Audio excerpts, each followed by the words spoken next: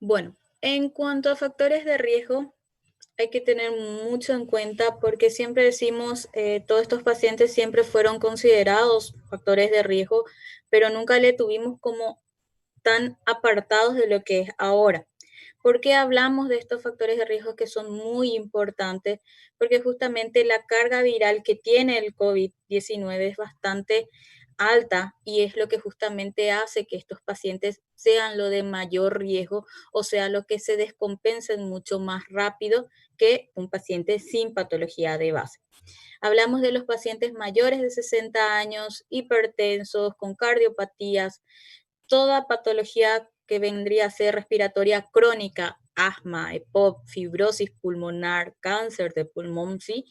Pacientes con diabetes mellitus, ya sea tipo 1 o tipo 2, obesidad, tabaquismo, que entra dentro de lo que vaya a ser una enfermedad respiratoria también crónica, y saber que todo paciente con una inmunosupresión o inmunodeprimidos, quienes entran acá, el paciente diabético, el VIH, el paciente con lupus, ¿sí? Con artrosis, perdón, artrosis, toda ella, entran dentro de ellos y es lo que debemos de tener bien en cuidado.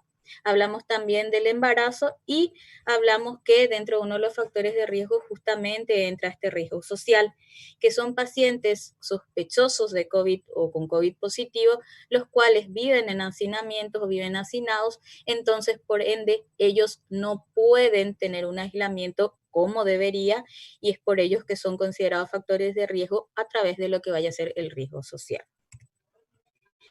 El flujograma que nosotros utilizamos en todo lo que vaya a ser el ministerio para poder catalogar, porque la mayor cantidad de pacientes son de la clase A o son los cuadros leves, ¿sí? ¿Quiénes son esos? Esos son los que de repente no necesitan de llegar hasta el centro hospitalario para una atención y ya los otros, cuando ya llegaron hasta nuestro puesto de salud, ya es porque estamos hablando de un caso moderado o ya un caso grave. Dentro de todo esto hablamos de los signos o síntomas que son característicos en todos y nunca olvidemos de preguntar factores de riesgo, ¿sí? Dentro de ellos ya sabemos, el paciente mayor de 60 años, diabético, hipertenso, inmunodeprimido, sea la patología que sea, todas ellas debemos de considerar un factor de riesgo y en ese caso automáticamente ya pasamos a una clase de repente a tener mucho más en ojo. Quizás podría estar en un aislamiento domiciliario, pero con los cuidados mucho más estrictos.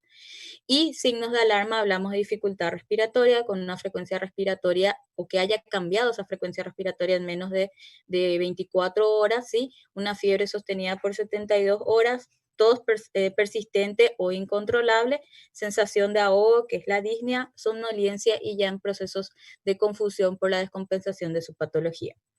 Cuando ese paciente no tiene factores de riesgo, no tiene signos de alarma, es el paciente que puede ser tratado a través del call center, donde cada unidad o cada servicio, cada departamento tiene su número de teléfono o el 154, que es el ministerial en sí.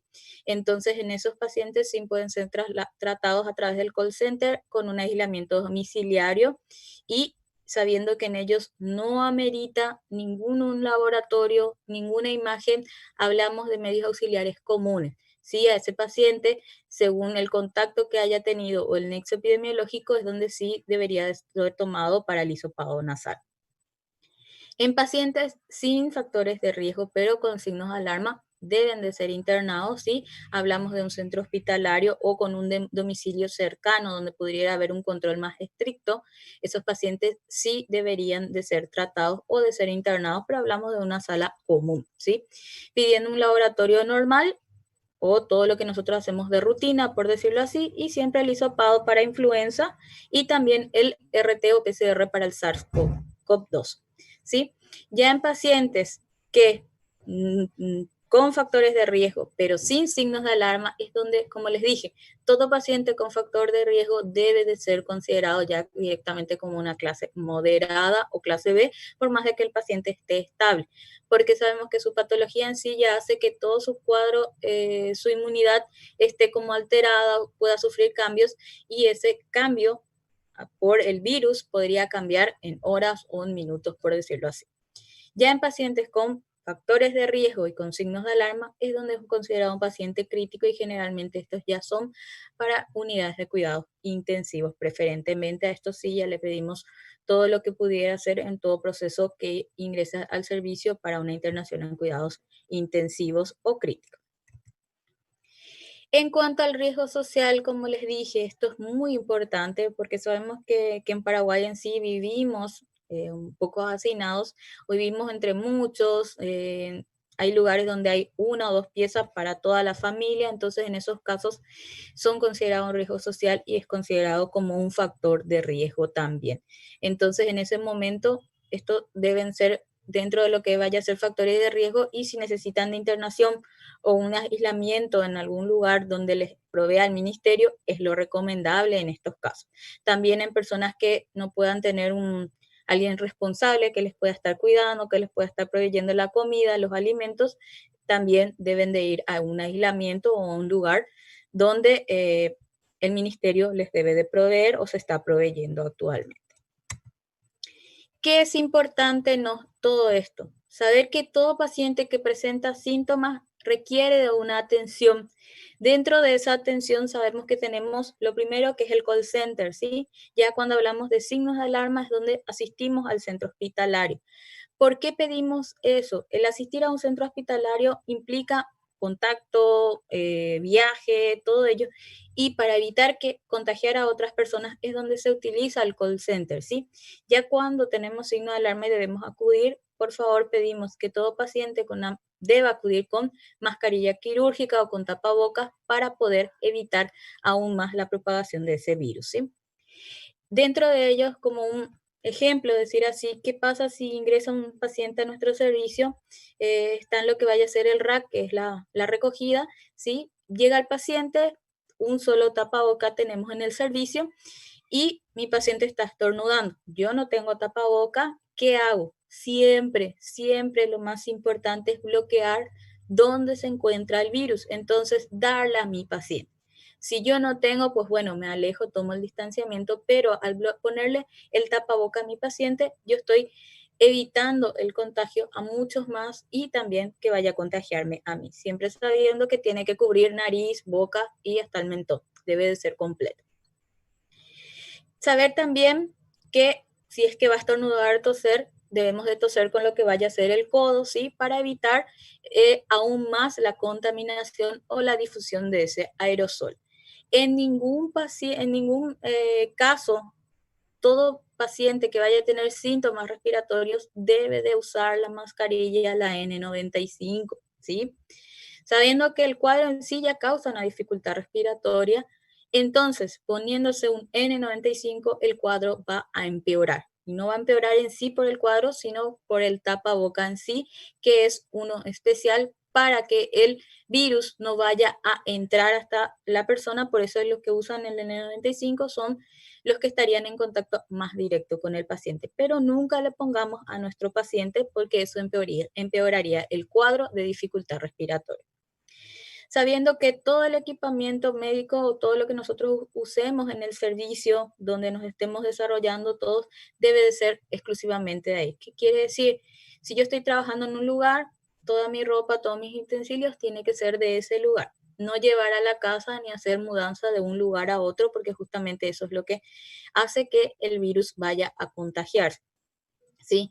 Y debemos de estar limpiando constantemente todo lo que estamos en contacto, nuestros celulares, nuestras llaves, ¿sí? Con alcohol rectificado, alcohol al 70%. Es muy importante saber que uno de los, por decirlo así, los tratamientos más utilizados en estos tiempos justamente son las nebulizaciones, ¿sí? Ello ha sido totalmente evitado o debe de prohibirse actualmente el uso de los nebulizadores.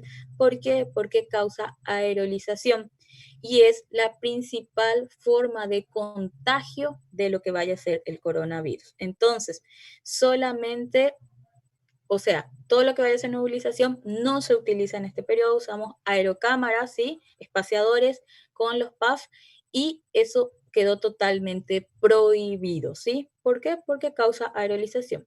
Y en cuanto al control de lo que vaya a ser las fauces, se evitó, por favor, se pide, como les dije, lo más importante es hacer nuestra anamnesis para ver, para diferenciar, y si no hay caso debemos controlar, debemos de poner un equipo de protección, un N95 para poder controlar las fauces o evaluar la garganta, como le quieran llamar. Como les mostré, signos de alarma, hablamos de una frecuencia respiratoria o un cambio en la frecuencia respiratoria en horas, ¿sí? Hablamos de una frecuencia respiratoria mayor a 22 por minuto, sensación de ahogo, de falta de aire, dolor de pecho, ya sea por la disnea, fiebre persistente, confusión y en algunos casos podemos tener cefalea intensa, visión borrosa y también algunas alteraciones en el gusto. Lo mismo si hablamos de taquipnea, aleteo nasal, usos de lo que vaya a ser músculos accesorios, quejidos, tirajes, ¿sí? Y tener mucho en cuenta que los pacientes pediátricos, por más de que sean los pacientes más leves o asintomáticos, uno de los principales signos de alarma para ellos es justamente el rechazo alimentario, ya sea a la lactancia materna o a la alimentación complementaria que ellos estén en ese momento adquiriendo según su edad. En cuanto al examen físico, el examen físico no hay datos muy relevantes que no podrían dar ya que quedó como en segundo lugar.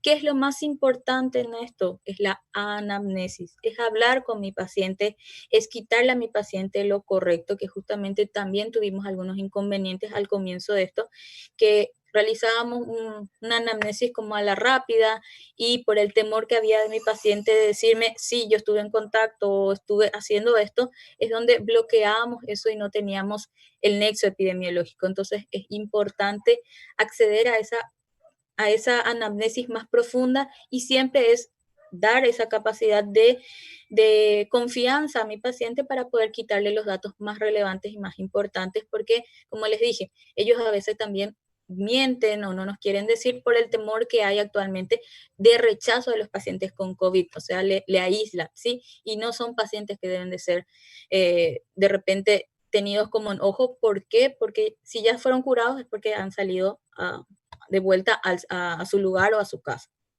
Entonces, la anamnesis es lo más importante. Vuelvo a repetir, preguntar, volver a preguntar y repreguntar todo lo que hay, ¿sí? Para poder diferenciar. ¿Por qué? Porque el examen físico mucho no podemos de realizar, ¿sí?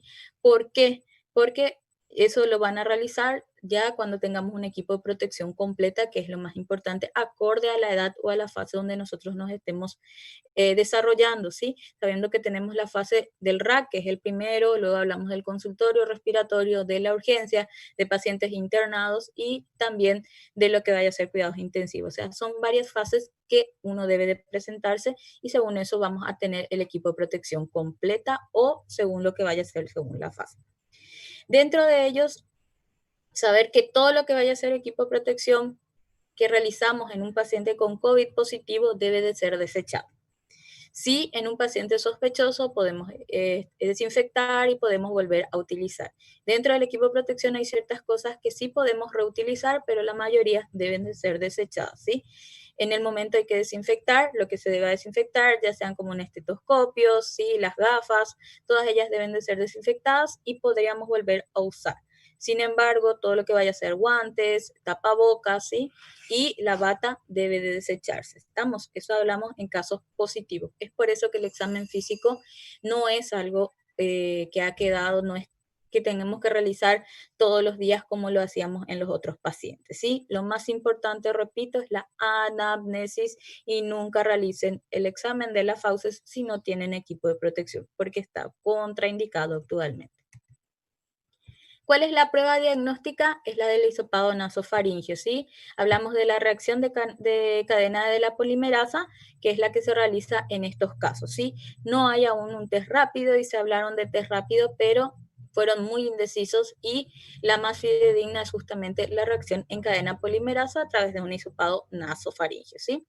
La toma se realiza nasal y faringea en el periodo entre el cuarto al quinto día de haber iniciado los síntomas, ¿sí? ¿Por qué? Porque justamente en los primeros días, como sabemos, podrían salirnos falsos negativos. Entonces, se toma entre el cuarto a quinto día de haber iniciado los síntomas para una mejor toma de muestras, ¿sí?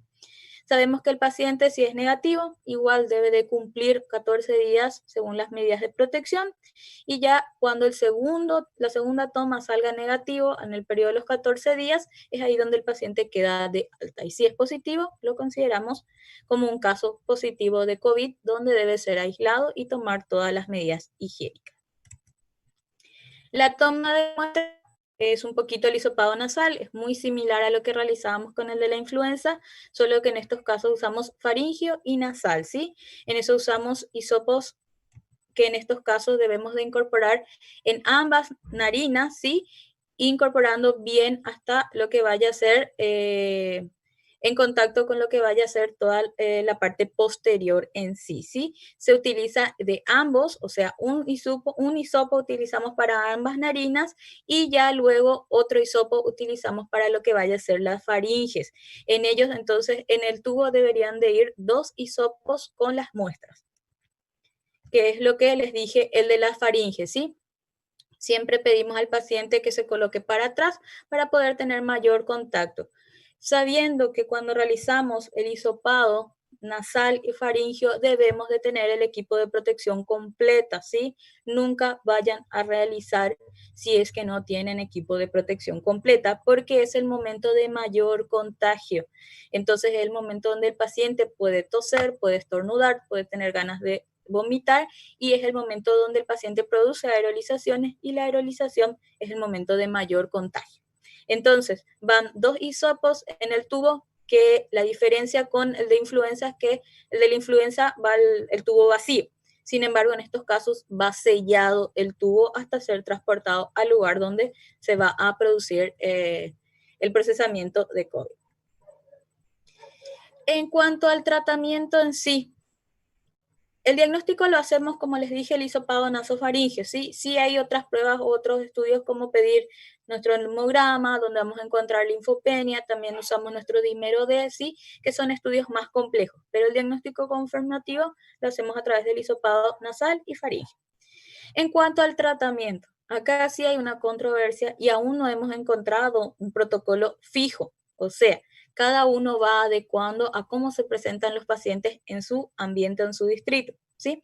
Sabemos que lo ideal siempre es ponerle oxígeno, siempre según necesidad.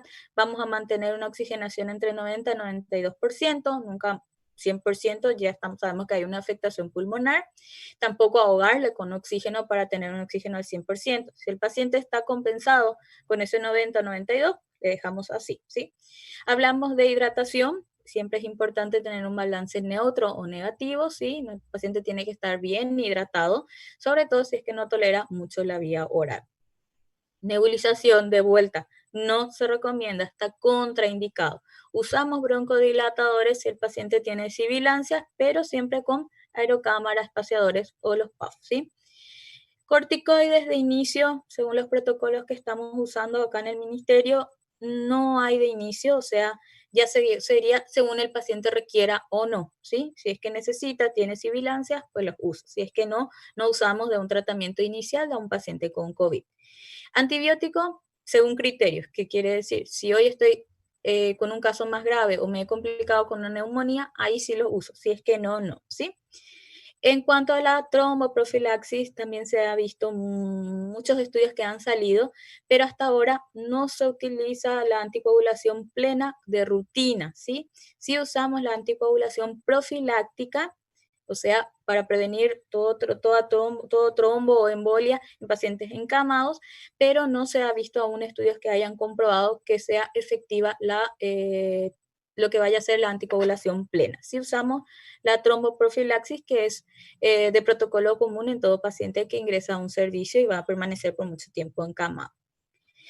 No es de rutina realizar ni ecografías pulmonares, ni tomografías, ya que el diagnóstico, como les dije, lo hacemos a través del hisopado y de nuestra anamnesis. ¿Estamos? El tratamiento en sí para el COVID salieron muchos estudios, ¿sí? Yo les voy a mostrar uno, pero sabiendo que todo ello es modificable, cambia constantemente, todo depende de cómo se presenta mi paciente, qué patología tiene mi paciente, todo ello depende, ¿sí?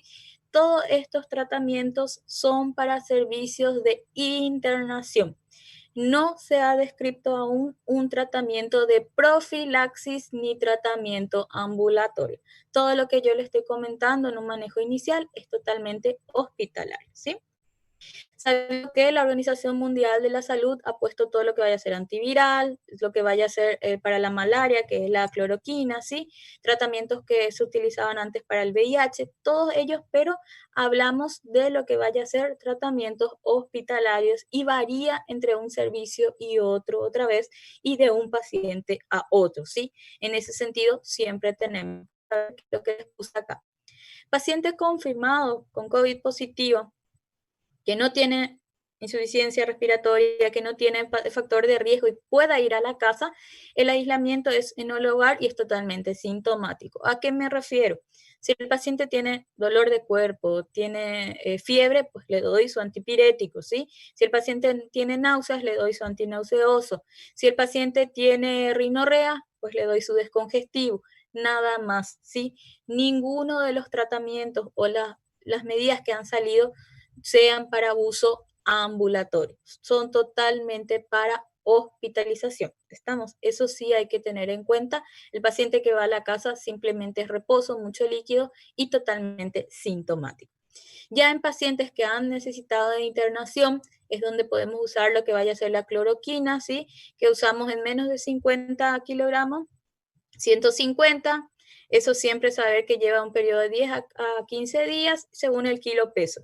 También podemos hablar del interferón, hablamos del lopinavir, ¿sí? Todos ellos en cápsulas que se van tomando de 10 a 14 días, que es el periodo que dura el virus, ¿sí?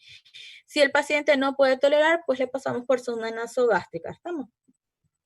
Ya podemos mezclar también el interferón, el ritonavir, hablamos del fosfato de cloroquina, la hidroxicloroquina, y antibióticos ya quedaría a criterios del médico el que mejor le convenga en estos momentos según el cuadro que el paciente se encuentre. O sea, no hay un antibiótico específico en estos casos, ya que sabemos que es un proceso virósico y siempre es totalmente sintomático.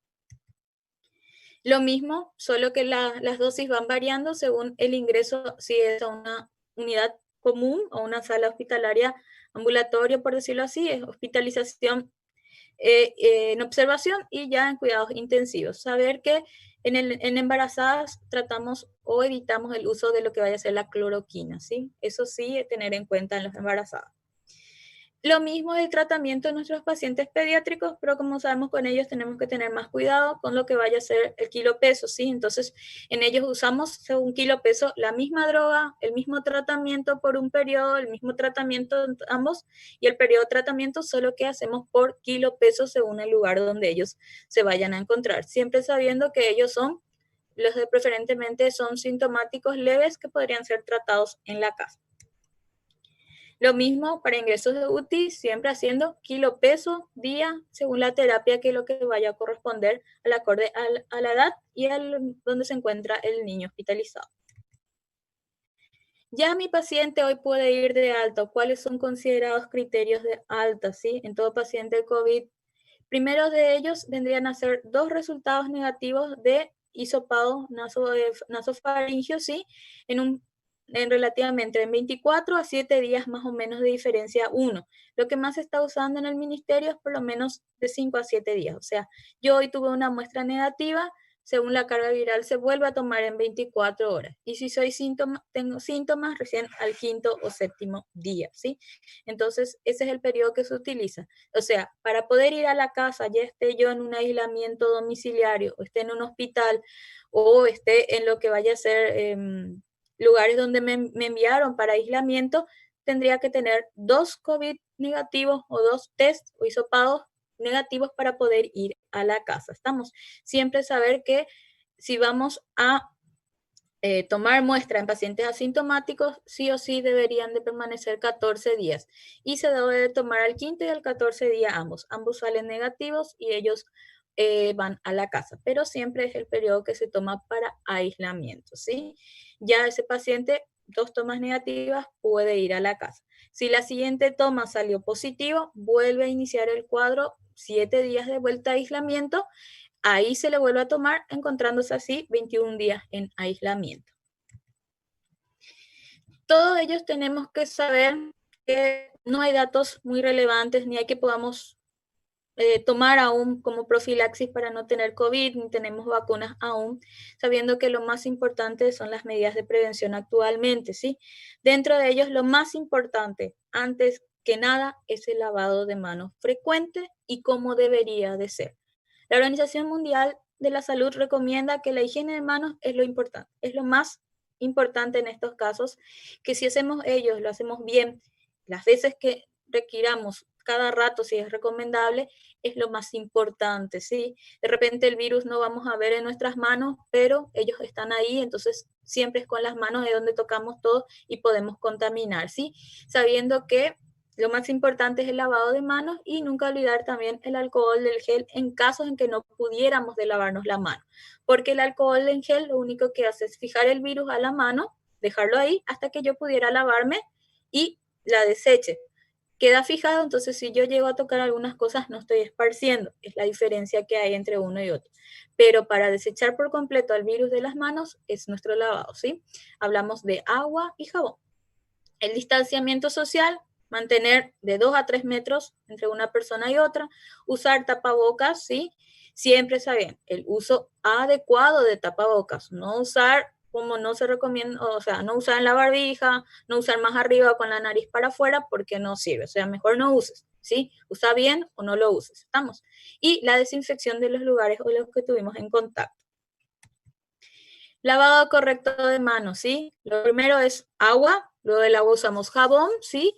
Luego vamos a fregar por 20 minutos, siempre sabiendo los 5 espacios de la mano, ¿sí? La palma de la mano, entre los dedos, ambos dedos gordos, ¿sí? Y lo que vayan a hacer nuestras uñas, ¿sí? Nunca olviden eso y nuestras muñecas, ¿estamos? Secarse la mano, actualmente nos debemos de secar con papel, no se recomienda el uso de toallas, ¿sí? De toallas de papel, sí, de toallas de tela, perdón, no se recomienda, sí las de papel. Son las únicas las que están autorizadas actualmente. Tampoco nada lo que vaya a generar aerolizaciones que vendrían a ser los vientos o todo lo que sean secamanos, eso está prohibido, ¿sí? El uso de tapaboca correcto, sabiendo que antes de ponerme el tapaboca me tengo que lavar las manos y al retirarme volver a tocar lavarme las manos. O sea, el lavado de manos, como comúnmente le digo, o les dije justamente la otra vez a unos alumnos, es antes, durante y después, ¿sí? Como durante, doctora. Y si me hiciste una sonda nasogástrica, te lavas antes, haces todo y te volvés a lavar antes de hacer el siguiente procedimiento. O sea, si yo tengo que hacer una sonda nasogástrica, me lavo las manos, realizo y me vuelvo a lavar. Ahora tengo que hacer una sonda vesical, el mismo proceso, ¿sí? No es que entro junto al paciente, hago todos los procesos y recién al salir me lavo las manos, no.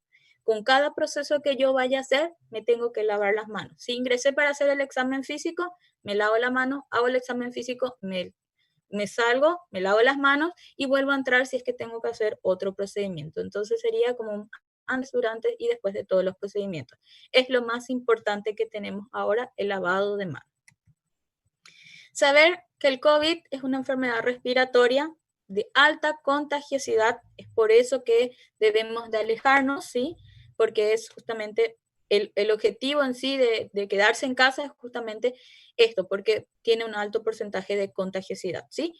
Un bajo riesgo de mortalidad en pacientes o en la población en general, ¿sí? No obstante, saber que en nuestros grupos de riesgo eso sube a un casi 80%, ¿sí? Entonces, son los que deben de estar aislados, ¿sí? En niños es poco frecuente o es muy leve y son principalmente los que presentan asintomáticos, ¿sí? El mayor riesgo siempre es nuestra tercera edad y patologías de base. Y en ellos generalmente cuando ya nuestra tercera edad adquiere la enfermedad, hablamos de casos graves meramente, ¿sí? Sin embargo, los otros podemos tener leves o asintomáticos. Todo signo de alarma debemos de aislarnos y llamar a lo que vaya a ser el call center o comunicarnos donde nos corresponde. El equipo de protección que les hablé, según el lugar donde nos encontramos, igualmente, el lugar donde yo me encuentre, en el escenario que sea el primer contacto o que yo esté trabajando con pacientes COVID o esté trabajando en una unidad intensiva con pacientes COVID, todas ellas, si se dan cuenta, está el lavado de manos. Aquí por decirlo así, hoy nos está salvando el lavado de manos, ¿sí? Como vimos, fue el único país donde actualmente para entrar a un servicio o a algún lugar o a alguna despensa se ha encontrado el lavado de manos y es una de las características que hoy nos está atajando que esto vaya a desbordarse, ¿sí? Saber que todo lo que hayamos traído de la calle a nuestra casa debemos de desinfectar, ¿sí?